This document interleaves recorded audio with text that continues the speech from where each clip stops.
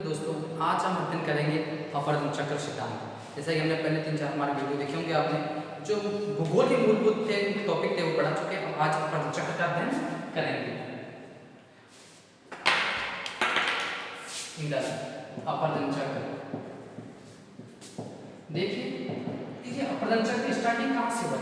पहले ध्यान रखिए, अपवर्तन चक्र की परिभाषा क्या होती है कि विभिन्न काल और विभिन्न समयों में लंबे काल अनाथ समय में विभिन्न अवस्थाओं से गुजरते हुए अपवर्तनात्मक स्वरूप जो उत्थित भाग है वो अपवर्तनात्मक किन्हीं अनेक क्रियाओं द्वारा वापस समतल प्राय मैदान में बदल जाता है, वो अपवर्तन चक्र कहलाता है।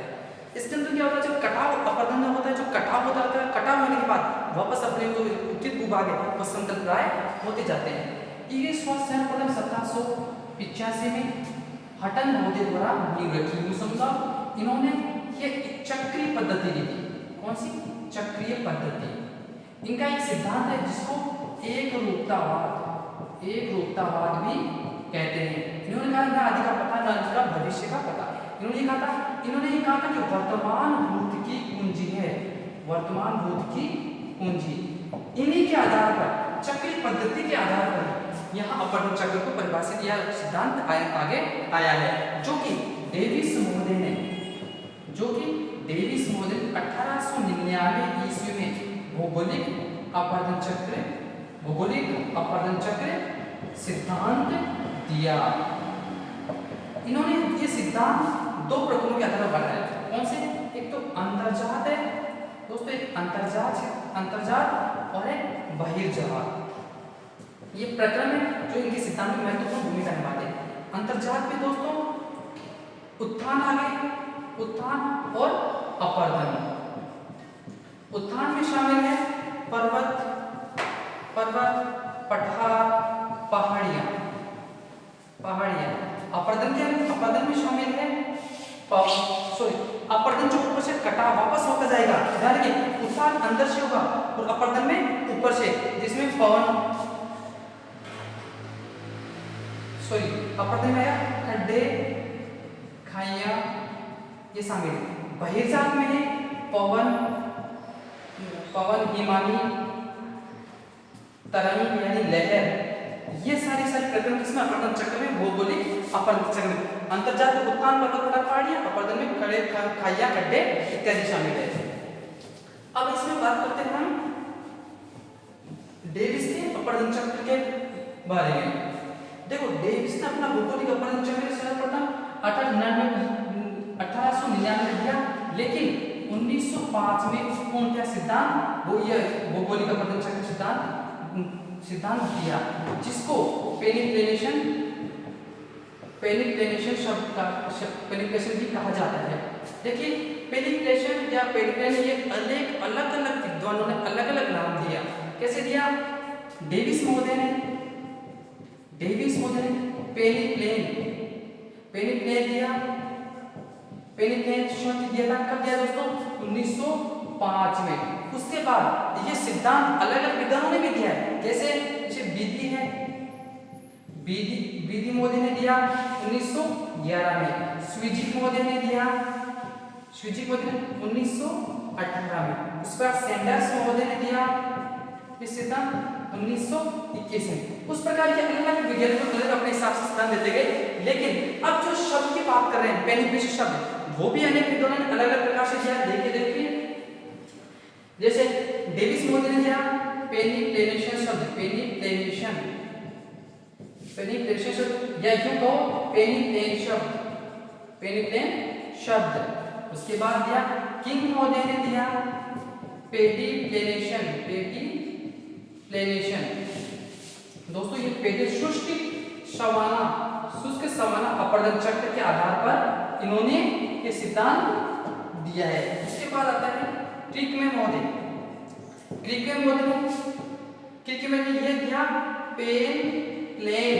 देखिए, ये पेनप्लेन है और ये पेनिप्लेन है, कंफ्यूज मत होइएगा। उसके बाद आते हैं पफ व थॉमस महोदय। इन्होंने थॉमस महोदय दिया था सवाना का अपवर्तन चक्र सिद्धांत दिया, सवाना का अपवर्तन चक्र सिद्धांत। उसके बाद आते हैं लॉसन महोदय ने सिद्धांत दिया था पेन शब्द, पेन पेन शब्द दिया दोस्तों, ये सारी टर्मिनोलॉजी आपस में कन्फ्यूज होकर एक बार अच्छी तरह देख लीजिए। उसके बाद मोरिसो मोदे ने दिया टेक्नो ज्योमेट्री थियरी, ये अलग अलग अपने हिसाब से उन्होंने इसके पेरिफेरल शब्द के नाम दिए। लेकिन हम आज वर्तमान में डेविस का अपवर्तन चक्र और पेन का अपवर्तन चक्र पढ़ेंगे। तो ये अलग अलग टर्मिनोलॉजी अपने हिसाब से देते गए। लेकिन जब ये उन्होंने डेविस मोदे ने भौगोलिक शब्द दिया, भौगोलिक चक्र अपवर्तन चक्र शब्द दिया, तो जर्मन विज्ञान का भी एग्जाम में आता है। जर्मन विद्वानों ने इस चक्र शब्द पर वो आपत्ति जताई। ये चक्र शब्द क्या है? चक्र शब्द को डेविस मोदे अच्छे से समझा नहीं पाए कि चक्र को इसका विरोध करने वाले सर्वप्रथम कौन थे? जर्मन के गोलवेता, डेविस के भौगोलिक अपवर्तन चक्र के अंदर। अब हम बात करते हैं डेविस का अपवर्तन चक्र के ऊपर आते हैं। डेविस का अपवर्तन चक्र सिद्धांत। डेविस का अपवर्तन चक्र सिद्धांत क्या होता है कि अल्पावधि में उत्थान होने के बाद उसमें धीरे धीरे अपवर्तन प्रक्रिया स्टार्ट हो जाती है, जिसका वापस प्राय मैदान की ओर अग्रसर हो जाता है। इन्होंने सिद्धांत दिया, जो अपना सिद्धांत दिया वह दिया था 1899 में एक उनकी पुस्तक की ज्योग्राफिकल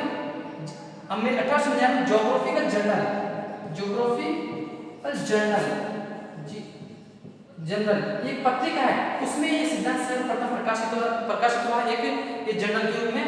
उसके बाद 1900 बाद में इन्होंने सिद्धांत देने के बाद में ये एक पुस्तक की ज्योग्राफिकल ऐसे इस पुस्तक में इनका सिद्धांत ये पूर्णतः रूप से प्रकाशित हुआ था। इनकी पुस्तक ज्योग्राफी ऐसे जिसमें प्रकाशित हुआ, और जो सर्वप्रथम इनका जो लेटर था वो सिद्धांत था वो ज्योग्राफिकल जर्नल में प्रकाशित हुआ।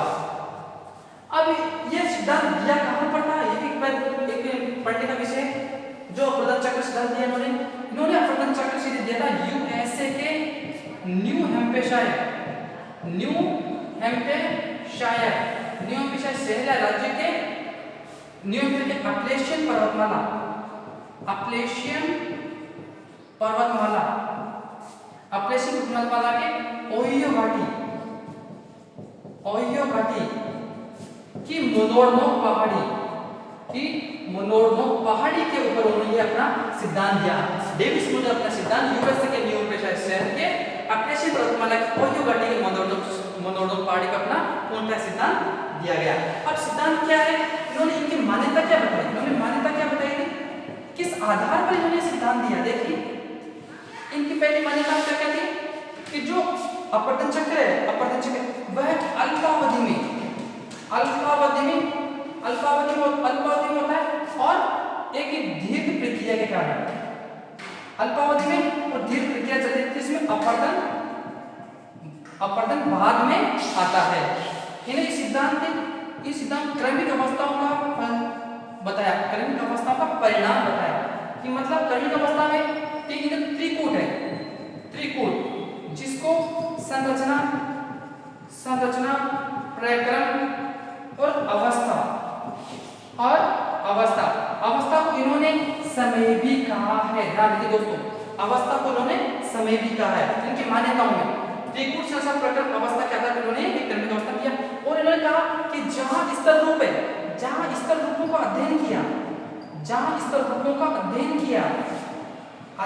किया वहां पर जलवायु परिवर्तन नहीं होते हैं। ध्यान रखिएगा। ये इन अनेक मान्यताओं के आधार पर डेविस ने अपना भौगोलिक अपवर्तन चक्र सिद्धांत प्रस्तुत किया। अब हम मूलतः सिद्धांत के ऊपर आते हैं। डेविस ने सिद्धांत दिया था, उस डेविस सिद्धांत के ऊपर आते हैं। डेविस महोदय ने, आप यहां देखिए दोस्तों चित्र के माध्यम से,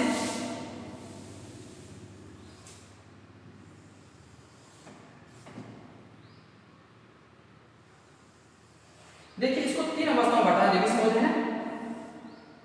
पहली है युवावस्था, प्रौढ़ावस्था और वृद्धावस्था। इन्होंने यहाँ एक पहाड़ी बनी है, जिसको कहते हैं मोनोडोक कहा है, क्योंकि यहीं पर इन्होंने अध्ययन किया और लास्ट में जो भाग बचता है समतल प्राय इनको पेरिप्लेन कहा मोदी ने कहा। जो लास्ट में जो समतल प्राय मैदान बनेगा वो पेरिप्लेन कहलाएगा। यूसी वक्र दोस्तों ये ऐसे वक्र है, मतलब क्या हुआ कि यहाँ पर नदी अक्सर जोर शोर से आगे चलती है। तो हम पहला अध्ययन इन्होंने त्रिकूट कहा था, त्रिकूट संरचना, संरचना प्रक्रम और अवस्था। देखो इन्होंने इन क्या माना, संरचना ही माना जो पर्वत जो निर्मित आकृतियां स्तर रूप है, जो स्तर रूप है उनको संरचना में माना है। प्रक्रम में माना पवन, तरंग, हिमानी, नदी आदि के इनके जो तरंगे हैं उनको प्रक्रम में माना। अवस्था में इनको तीन भागों में बांटा है, युवावस्था, प्रौढ़ावस्था और वृद्धावस्था। तो हम एक एक अध्ययन करेंगे। पहले आ जाएगी युवावस्था। युवावस्था में नदी युवा रहती है, मतलब पानी ज्यादा होता है और तेज गति से चलता है। तेज गति से चलने का यहाँ पर तलीय कटाव अधिक होता है, तलीय कटाव अधिक होता है। यहाँ पर ध्यान रखना यूसी वक्र, जो यूसी वक्र यानी निरपेक्ष ऊंचाई, यानी कि निरपेक्ष ऊंचाई कम रहती है और सापेक्ष ऊपर की ओर बढ़ती जाती है। यूसी वक्र अपने युवावस्था में होता है और एलसी वक्र उससे कम होता है। इसी युवावस्था के अंदर जो बनती है वो बनेगी गोर्ज, यानी कि तीक्ष्ण। गोर्ज किस प्रकार के दोस्तों, इस प्रकार के तीव्र कटाव वाले होते हैं। गोर्ज, कैनियन, जलप्रपात ये जो युवावस्था में होती है तेज गति का, तो ये बनते हैं। चौथी पॉट होल, यानी कि जलगर्तिकाएं। ये सब युवावस्था में नदी की तीव्र गति से चलेगी तब ये स्थलाकृतियां बनेगी और कटाव अधिक होने का नदी गहरी भी होती जाएगी, यानी कि छोटी छोटी खाइयां भी यहाँ पर बनती चली जाएगी। किसके अंदर चली जाएगी, युवावस्था के अंदर। वो यार निरपेक्ष ऊंचाई अधिक ना होकर कम है, जो कि एक बार सापेक्ष और निरपेक्ष ऊंचाई स्टार्टिंग में तेज होती है, जो बाद में जाकर इनमें कमी होती जाती है। अब हम बात करते हैं इसकी प्रौढ़ावस्था की बात करते हैं। प्रौढ़ावस्था में क्या होता है, पहली बात इसमें पार्श्विक कटाव अधिक होता है। पार्श्विक कटाव मतलब जब नदी बह रही है, तो ये कटाव इन कटावों में ज्यादा हो जाएगा, तो नदी चौड़ी होती जाएगी। क्या होगी, नदी चौड़ी होती जाएगी। यहाँ पर ये जब चौड़ी होगी तो नदी पास जो नदी जा रही है उसका अपहरण कर लेगी, तो यहाँ पर नदी अपहरण हो जाएगा। जब नदी पहले युवावस्था में तेज गति से चल रही थी, विषम अवस्था में थी, उसके बाद एक विषम यू चल रहा है, तो ये नदी इस बात को छोड़कर वापस अपने पूर्व स्थान चलती है, यहाँ गोकुल नामक झील बन जाएगी। तो प्रौढ़ावस्था में गोकुल झील का भी निर्माण होता है, ये सारी प्रौढ़ावस्था में बनने वाली स्थलाकृतियां, इसमें निरपेक्ष और सापेक्ष ऊंचाई लगभग समान होती है, जबकि निरपेक्ष में कमी आती जाती है और सापेक्ष भी कमी स्टार्ट होती है। ये बहुत ज्यादा कम होती है, इसमें भी कमी होती जाएगी, यानी कि यूसी-एलसी वक्र जो चल रहा है उसकी ऊंचाई घटती जाएगी सापेक्ष, और यूसी जो चल रहा है ऊपर वाला वो भी अपनी घटती हुई अवस्था में वापस दिखाई देने लगेगा। ये सारी होते हैं हमारे प्रौढ़ावस्था के अंदर, जिसमें नदी अपना पानी कम जा जाती है। तो जब नदी चौड़ी वाली इतनी दूर में बह रही थी तो ये कम पानी हो जाएगा, तो धीरे धीरे यहाँ पर भी उसने कुछ स्थलाकृतियां बन जाएगी, क्योंकि पानी यहाँ चल रहा था पहले, फिर इतनी दूर में से इतना पास से पानी आने लग जाएगा। अब इसके बाद बात करते हैं दोस्तों इसकी वृद्धावस्था। यह अंतिम अवस्था होती है, डेविस मोदी के अनुसार अंतिम अवस्था में वृद्धावस्था। इस वृद्धावस्था में उन्होंने क्या कहा कि नदी में पानी की मात्रा बहुत कम हो जाएगी, जो बीच में कंकड़ उछलते हुए चलते हैं वो भी नहीं चलेंगे, और वो प्राय नदी के पेंदे में तली में जमा करते हुए चलते जाएंगे। तो इसमें क्या किसका निर्माण हो जाएगा, इसके अंदर जो समप्राय मैदान बनेंगे, इसमें बन जाएंगे। प्राकृतिक तटबंध बनेंगे, और यहीं पर जो अंतिम पहाड़ी, जो अवशिष्ट पहाड़ी बची है, अवशिष्ट पहाड़ी यूं कह सकते हैं इसमें, वो है थोड़ी ऊंचाई वाली, ज्यादा ऊंचाई के नहीं, थोड़ी ऊंचाई वाली, जिसको मोनोडोनोक कहा गया है। और जो अंतिम मैदान बनेगा वह पेनिप्लेन कहलाएगा। इसके अंदर उत्थान व अपर्दन निम्न हो जाएंगे, यानी कि कम हो जाएंगे। उत्तर एलसी और यूसी वक्र, एलसी देखिए, एलसी और यूसी वक्र भी नीचे गिरता हुआ दिखाई देगा। मतलब उसकी जो स्पीड है, ऊंचाई वो कम नदी की होती जाएगी। ये सारी वृद्धावस्था में होने वाली है। बाद में मिट्टी भी जम जाएगी, समप्राय मैदान बन जाएगी, नदी में मिट्टी बन जाएगी, तो बहुत सारे बाढ़ का मैदान भी इसी में बनता है। बाढ़ का मैदान यहाँ पर बन जाएगा। ये सारी अपर्ण चक्र के संप्रदाय किस्म डेविस के अनुसार। ये तो दोस्तों अब हम इसके बाद डेविस का अध्ययन करने के बाद 3 अवस्थाएं दे दी। डेविस 3 अवस्थाएं दी, कौन कौन सी? प्राथमिक, प्रथम तो प्रौढ़ावस्था, द्वितीय प्रौढ़ावस्था, तृतीय वृद्धावस्था। अब हम अध्ययन करेंगे इसी के साथ पेन का अपर्दन चक्र। देखिए पेन का अपर्दन चक्र क्या है दोस्तों? पेन मूलतः पेन का सिद्धांत डेविस के अनुसार ही है। देखिए डेविस के अनुसार ही है, लेकिन उन्होंने थोड़ा सा मॉडिफाई किया, बाकी ज्यादा एज इट इज कह सकते हैं, यूं ही है। पेन का अपर्दन चक्र, पेन का अपर्दन चक्र। देखिए ये जो हमने पीछे पढ़ी थी मोनोडोन पहाड़ी, मोनोकण उत्तलाकार प्रकार की, ध्यान रखिएगा, मोनोडोन पहाड़ी उत्तलाकार प्रकार की है। और जब पेनिप्लेन जो संप्राय मैदान है, संप्राय मैदान लास्ट में किसमें? डेविस के अंदर, वो अवतलाकार था। ये ध्यान रखिए, अवतलाकार था। अब हम पढ़ते हैं पेन का अपर्दन चक्र। देखिए पेन ने अपना अपर्दन चक्र सन 1824-25 में स्टार्ट किया, और इनका 1824-25 में इनकी मृत्यु प्रणाली, इन महोदय की मृत्यु हो गई थी। उनकी मृत्यु होने के उपरांत इनकी पुस्तक डी मॉर्फोलॉजिकल एनालिसिस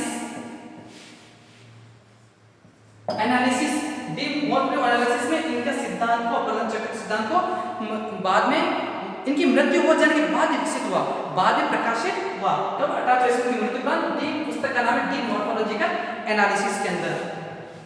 अब इन्होंने क्या कहा? इन्होंने सब कुछ सेम डाले, डेविस के अनुसार इन्होंने सब बताया, लेकिन इन्होंने अपने सिद्धांत को 5 अवस्थाओं में बांट दिया। इन्होंने 5 अवस्था, डेविस ने 3 भागों में बांटा था, है ना? और डेविस ने अवस्था सब दी थी, अवस्था अर्थात समय बताया डेविस ने, लेकिन पेन ने अवस्था के स्थान पर इंट्विक्लोंग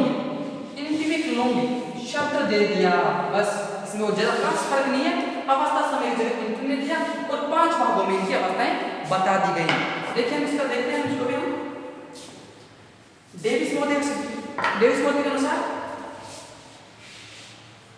देखिए, ये इनका यूसी वक्र, ये यहाँ का एलसी वक्र, इनमें जो पहाड़ी चल रही है दोस्तों, इन्होंने अपना सिद्धांत इस आधार पर दिया। एक अवस्था ये होगी, 2, तीसरी अवस्था दोस्तों, चौथी, 5। ये इन्होंने सिद्धांत दिया। एक इन्होंने ये एक अवतलाकार भाग बताया, इनका नाम दिया उन्होंने बास चूजेन या बास सुजेन। इन्होंने सिद्धांत दिया, यानी कि गुरुत्व ढाल। और जहां पर ये शब्द यहां पर आया, इसको कहते हैं इन्होंने हॉल्डेन अवतलाकार प्रकार का है। यहाँ लास्ट में इन्होंने एक स्थाकृति बताई, जो डेविस महोदय ने क्या पेनिप्लेन किया, उन्होंने इसको इंड्रफ शब्द दिया है। इंड्रफ शब्द उन्होंने दूसरा शब्द दिया था। तीसरी चीज यहाँ पर एक जो अवशिष्ट पहाड़ी है, उसमें अवशिष्ट पहाड़ी मोनोडोन थी, इसमें जो अवशिष्ट पहाड़ी है वह है इंसेलबर्ग, जो इंसेलबर्ग पवन निर्मित स्थाकृति भी है। तो शुष्क क्षेत्रों में इंसेलबर्ग नाम से स्थाकृति बनती है। यहाँ जल विभाजक हो गया दोस्तों, ये जल विभाजक है, ये यूसी वक्र है, ये एलसी वक्र है। देखिए ये शब्द जो खास इंपॉर्टेंट शब्द है वो मैंने यहाँ लिख दिया। ये जल विभाजक है, ये ऊपर जो अवतलाकार भाग है, ये उत्तलाकार भाग है, और ये अवतलाकार भाग है, और इनसे अंतर की अवशिष्ट पहाड़ी छोटी सी और जवाब में समप्राय मैदान बनता है वो इंद्र के नाम से जानते हैं। अब इसके हम प्रथम अवस्था की बात करें, प्रथम अवस्था तीन भागों में बटी अवस्था कौन सी देखिए इसमें, फर्स्ट अवस्था, सेकंड, थर्ड, फोर्थ और ये फिफ्थ। लेकिन इन्होंने पहली अवस्था दी थी वह थी ग्लीक आपस्ती झिंडे झिंडे इंट्रिक्लोम। देखिए दोस्तों, अब जो है ना ये दूसरी और तीसरी अवस्था है और ये चौथी अवस्था है, इन तीनों को एक साथ शामिल कर लिया गया है। किसमें शामिल किया गया है, वो थे ग्लीक फर्मिंग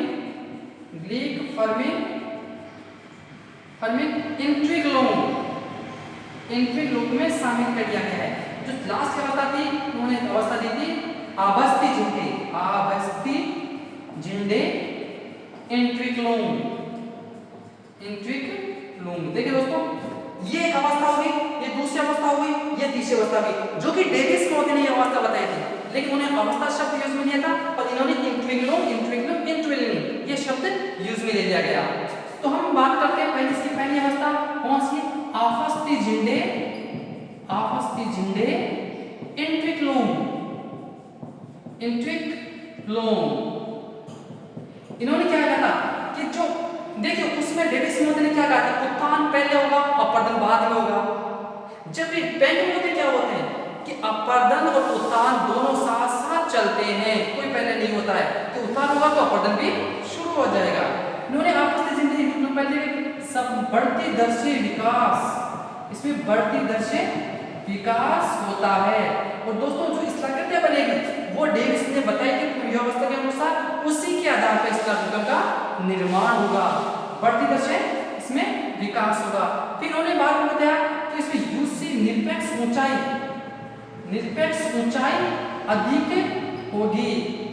तीसरी चीज बताई इसमें उत्थान व अपरदन साथ साथ चलेंगे, लेकिन उत्थान की गति अपरदन की अपेक्षा अधिक होगी। ये चीज ध्यान रखिए, उत्थान अपरदन की अपेक्षा अधिक होगा, चलेंगे साथ साथ लेकिन इसका अधिक उत्थान होगा। निरपेक्ष ऊंचाई, इसमें जो आकृति की बात करते हैं, आकृतियां मैं डेविस से बता चुका, उसी प्रकार की जैसे मैंने बताया कि व्याकारी घाटी ये बनती जाएंगी, वो सब इसी में प्रथम आपस में बनेगी। तो इसे मुख्य जो अंतर है वह बढ़ती दर से विकास होगा, निरपेक्ष ऊंचाई ज्यादा रहेगी, उत्थान अपरदन साथ रहेंगे लेकिन उत्थान अपरदन की अपेक्षा अधिक होगा। इसके बाद हम बात करते हैं निरपेक्ष ऊंचाई। अब ये तो क्या प्राथमिक अवस्था, उसके बाद आती है इसी पेन की महोदय की द्वितीयक अवस्था। अब द्वितीय अवस्था में क्या कहते हैं पेन महोदय, देखिए दूसरी है ग्लीक फर्मिंग इंट्रिक्लोम। इसमें क्या बोलते हैं महोदय साहब, इसे बोलते हैं मध्यम दर से, यानी देखो पहली अवस्था बढ़ती दर से विकास, दूसरी में समान दर से विकास या मध्यम दर से विकास। इंपॉर्टेंट है, ध्यान रखिए दोस्तों, दो तीनों में समान दर से विकास। किसमें, ग्लीक फर्मिंग इंट्रिक्लोम। इसमें निरपेक्ष और सापेक्ष ऊंचाई समान होती है, ये ध्यान रखिए दोस्तों, निरपेक्ष और सापेक्ष ऊंचाई समान होती है, लेकिन जो यूसी वक्र है वो नीचे गिरता हुआ रहेगा, एलसी वक्र भी पहले की तुलना में ज्यादा नीचे आएगा ज्यादा। अब इसके अंदर तक तीन अवस्थाएं बढ़ती थी, कौन सी, सेकेंड और थर्ड। तो इसकी होगी, इसमें प्रथम अवस्था कौन सी हुई, इसे प्रथम अवस्था में क्या कहते हैं कि सापेक्षिक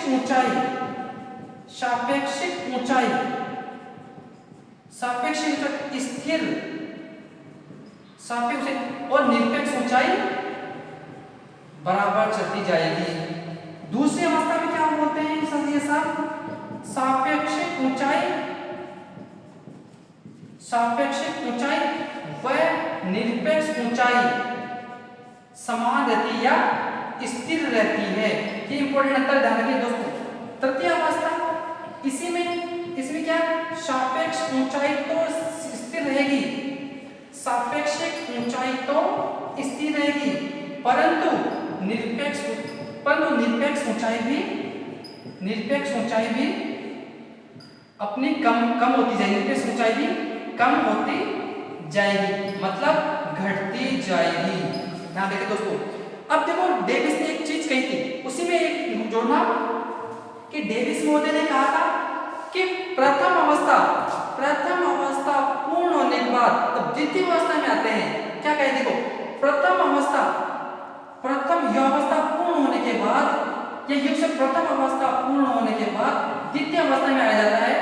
द्वितीय अवस्था में नदी आएगी, तो ध्यान से सुनिएगा, प्रथम अवस्था पूर्ण होने के बाद द्वितीय अवस्था में जब नदी आएगी तो तृतीय अवस्था में जाने से पहले वापस प्रथम अवस्था आती है। क्या कहा था देखो समझ रहे कि प्रथम अवस्था पूर्ण होने के बाद द्वितीय अवस्था में जाते ही तृतीय अवस्था में आने से पहले, प्रथम अवस्था पूर्ण होने के बाद द्वितीय अवस्था में पूर्ण होने के बाद जाने के बाद तृतीय अवस्था में आने से पहले प्रथम अवस्था वापस आती है। नदी की है, मैं बार बार रिपीट इसलिए कर रहा हूं कि क्वेश्चन खत्म होता है। तो तृतीय अवस्था में जाने से पहले प्राथमिक अवस्था वापस आती है, वो अपर्दन चक्र में। तो ये बात हुई हमारी। उसके बाद ग्लिक समान निरपेक्ष और सापेक्ष ऊंचाई समान रहती है, और इसमें जो स्थलाकृतियां बनती है वह डेविस के अपर प्रौढ़ावस्था के अनुसार ही बनती है। बाकी इसमें तीन अवस्थाएं दी थी, सापेक्ष स्थिर और निरपेक्ष ऊंचाई बढ़ती दर्शाती, सापेक्षिक व निरपेक्ष ऊंचाई स्थिर रहती है। इसमें सापेक्ष स्थिर परंतु निरपेक्ष कम होती हुई जाती है। आप यूसी बोलते हैं ऐसे होते हैं, आप समझ पा रहे हैं। अब दोस्तों तीसरी अवस्था इसके अंदर है, इसमें तीसरी अवस्था शामिल है आवस्थी झिंडे।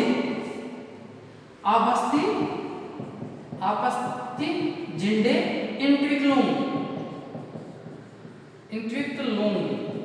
देखिए इसमें फ है, ध्यान रखिए फ आवस्थी, तो इसमें ब है आवस्थी। ये डिफरेंट है, बाकी सेम है। इसमें ये वही डेविस के अनुसार बढ़ता वाली अवस्था कि इसके अंदर निरपेक्ष व सापेक्ष ऊंचाई घट जाती है, यानी समप्राय मैदान बन जाते हैं। देखिए दोस्तों यहाँ पर एक प्राइमारम्भ मैदान बनता है, यो अवस्था में। अब देखिए पहले इसके जो प्रथम अवस्था झिंडे है इसमें प्राइमारम्भ स्थलाकृति बनती है। यहाँ देखिए वापस चित्र में यो अवस्था की पूर्ण में जो कि उत्तलाकार भाग है, क्या है उत्तलाकार प्राइमर बनती है, और जहाँ प्राइमारम्भ की अनेक स्थलाएं बनती है उसमें प्राइमा फ्लैश, इसको प्राइमा फ्लैश कहा जाता है। किसको कहते हैं, देखो प्राइमर जहां बनेगी उसके बाद इसका इसको प्राइमा रम रेट्रेन। उसके बाद जो ये बहुत एक चबूतरा नामक स्थलाकृति बनेगी, चबूतरा नामक प्राइमर के बाद में चबूतरा नामक स्थलाकृति बनेगी, ध्यान रखिए चबूतरा, उसको बोलते हैं प्राइमा फ्लैश। देखो पहले प्राइमर बनेगी उत्तलाकार, उसके बाद प्राइमर रेडी बन जाएंगे, और उसके बाद एक चबूतरा नुमा स्थलाकृति बनेगी, उसको प्राइमर फ्लैश या वो कहते हैं, जो कि चबूतरा मैंने यहाँ पर लिख दिया गया है। कौन सी आवासीय झिंडे में। अब इसकी बात करते हैं, और द्वितीय अवस्था में बात कर रहे थे इसमें, तो इसमें स्टार्टिंग में बाहर सूजन भी बनता है। देखिए अब आते हैं आवासीय झिंडे में। इसके अंदर जो अवशिष्ट पहाड़ी बनती है, अवशिष्ट पहाड़ी वह बनती है जो कि उत्तलाकार प्रकार की है, वह है इंसेलबर्ग। ध्यान रखिए इंसेलबर्ग है, जो कि पवन द्वारा निर्मित एक स्थलाकृति भी है। और यहीं पर इसी तृतीय अवस्था के अंदर एक उत्तलाकार पहाड़ी बनती है, वो भी हार्डेन हैंग के नाम से, या वॉशडाल के नाम से जानते हैं। किस प्रकार, जैसे हमारे प्राइम अवस्था झिंडे की स्टार्टिंग बाहर सूजन गुरुत्व डाल और तलाकार वाला भाग था, उसी प्रकार हार्डेन हैंग या वॉशडाल बनता है। उसके बाद बात दोस्तों आती है एक संप्राय मैदान, जिन्होंने पेनिट्रेंस शब्द दिया था, उन्होंने डेविस महोदय ने, वहीं पर पेंट ने इंड्रफ शब्द दिया है। कौन सी, यह अंतिम अवस्था मान जाती है। दोस्तों ये सारी रिफ्लेक्स घट जाती है इसमें, और नदी अपना भार कम कर लेती है, स्थलाकृति बन जाती है, हार्डेन बन जाती है, वॉशडाल भी कहा जाता है, इंड्रफ लास्ट की स्थलाकृति है। ये देखिए मैंने बना दिए चित्र, देखिए इंसेलबर्ग को एक अवशिष्ट पहाड़ी भी है, ध्यान रखिए दोस्तों ये है अवशिष्ट पहाड़ी भी है। अब देखो उसमें सारे चित्र समझिए, एक मोटा मोटा इनमें अंतर देख लेते हैं। डेविस और पेंक में क्या अंतर है? देखिए डेविस और पेंक में क्या अंतर है? मोटा मोटा डेविस ने अपनी 3 अवस्थाएं बताई, जबकि पेंक ने कितनी अवस्थाएं बताई है? 5 अवस्थाएं बताई है। डेविस महोदय इसमें जो 2 अवस्थाएं थी मैंने बता चुका, ये 2-3 अवस्थाएं एक्स्ट्रा, बाकी तो 3 अवस्थाएं वैसे वैसी है, थोड़ा मॉडिफाई करने के लिए इन्होंने बताया। उन्होंने कहा उत्थान पहले होता है, उन्होंने कहा पेंक ने कहा उत्थान और अपर्दन दोनों साथ साथ होते हैं। इनके अनुसार जो उत्थान प्रक्रिया है वह अल्पावधि की होती है, जबकि इनके अनुसार दीर्घावधि की होती है कि अल्पावधि में कुछ नहीं होता, लंबे काल तक चलता रहता है। इन्होंने अवस्था शब्द दिया, जबकि इन्होंने अवस्था के स्थान पर इंट्विक्लोंग शब्द दिया, जो कि मैंने स्टार्टिंग में बता चुका था। तो ये मूल इनमें अंतर था जो मैं बता चुका। डेविस और पेंक का आज का अपवर्तन चक्र यहीं समाप्त होता है। फिर बाद में हम नेक्स्ट टॉपिक के साथ वापस मिलेंगे।